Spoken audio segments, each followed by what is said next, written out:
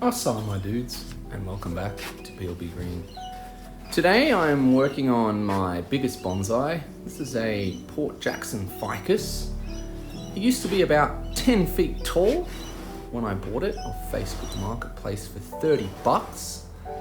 I hired a man, dragged it home, cut the tops off, and this is about 2 years later. I'm going for a jungle vibe with this one. Lots of aerial roots, thick ones, thin ones. I really like those buttress roots you see those old Port Jackson trees with. I defoliated the canopy 6 weeks ago, and this is the flush of new growth. I'm going to be cutting off the old pruning scars and carving down these stumps to make the branches have more of a smooth transition. Ficus are notorious for sending out lots of buds from one spot, and it causes these bulges or swellings on the tree. I'm going to be doing a lot of branch selection today. These are the tools that I'm going to be using. I've got a branch saw, some regular bonsai tools, and some cut sealer. Here we go with cut number 1. Oh man, easy, easy.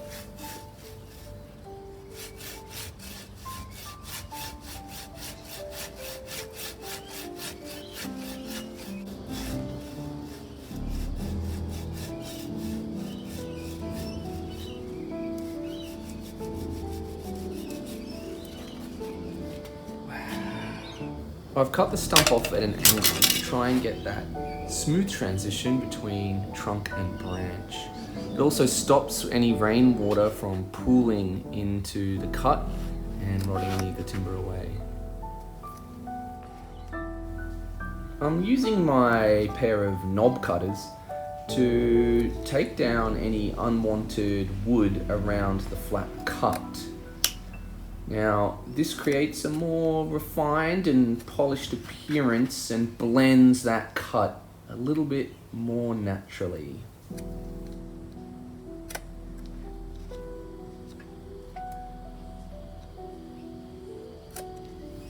The coolest thing about this tool is that it's a concave cut.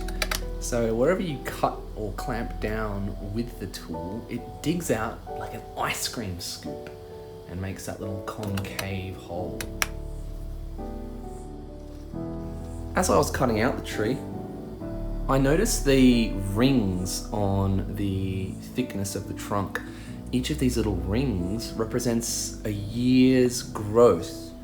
I counted over 30 rings from the center of the tree to the outside of the tree, which is actually amazing that this tree is 30 years old.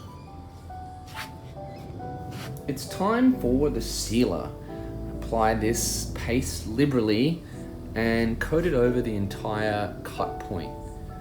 Port Jackson actually produces its own natural sealant in its sap. It bleeds white and the sap itself is quite toxic, so you've got to be careful with it. By putting on this paste, not only am I stopping the cut from drying out, but I'm stopping the tree from bleeding all of its white sap. Complete with my first major cut, now move on to my second. A lot more confident with this one as I just finished one successfully. I work my way through the entire tree. There were 3 large cut scars that I did this to.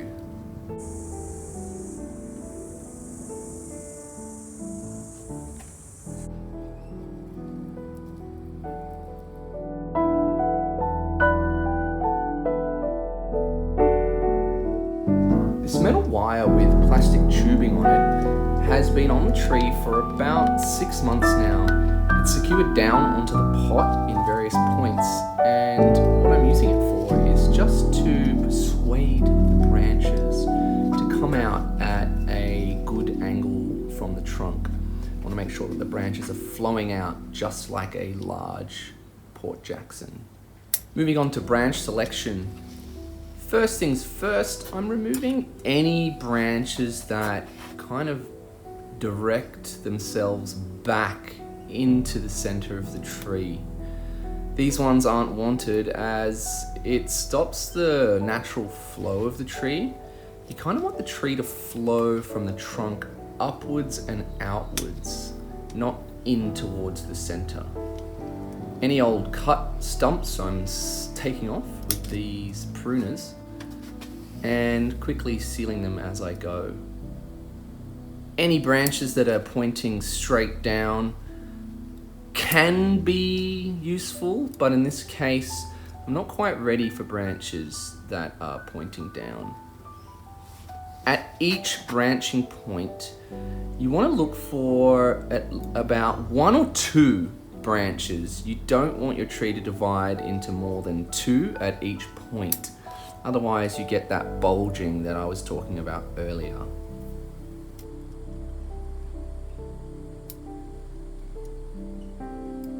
This is probably my favorite part of the whole process.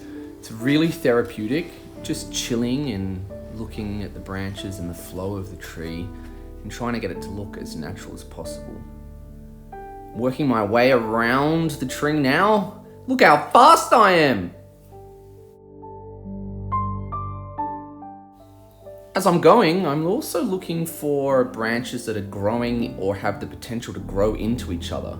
If this is the case, I'm selecting one and taking off the other, as I don't really want branches crossing over each other or stealing light from lower branches or another branch that might cross over it. I've slowed us down for a second. Give you another example of pruning up a branch. I'm taking off all of the new growth that isn't coming out of the tree in a radial pattern. That one was pointing down, and this bud has at least 4 or 5 coming off from the same point. I'm just choosing 1 or 2 that I'm going to leave and taking off the rest. Using branch pruners, I then take off any excess that is above the highest bud.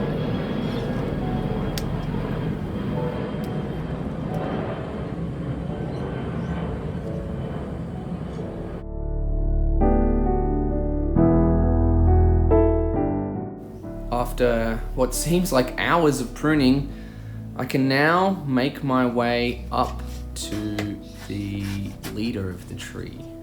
The leader was the most difficult part of the whole tree. You can see that it's absolutely riddled with buds, and I have to choose very, very carefully.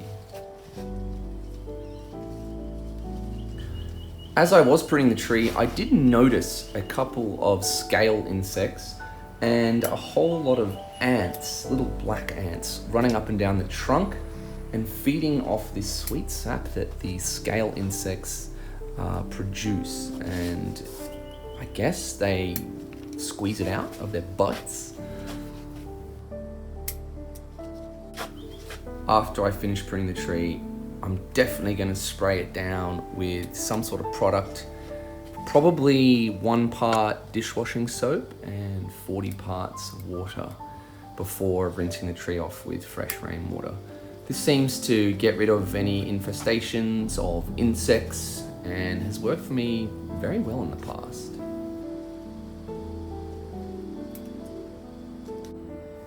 After the whole process was finished, this is how much I took off the tree. It looks like quite a bit, but if you look at the complete canopy, it's still got quite a lot of foliage and will bounce back from this very well. Here's a full rotation of the finished product. I'm looking forward to seeing the Port Jackson flourish for the remaining summer here in Australia. I think it's going to be in good stead after this pruning. If you made it this far, please consider liking and subscribing. Thanks for watching, guys. See you next time on PLB Green.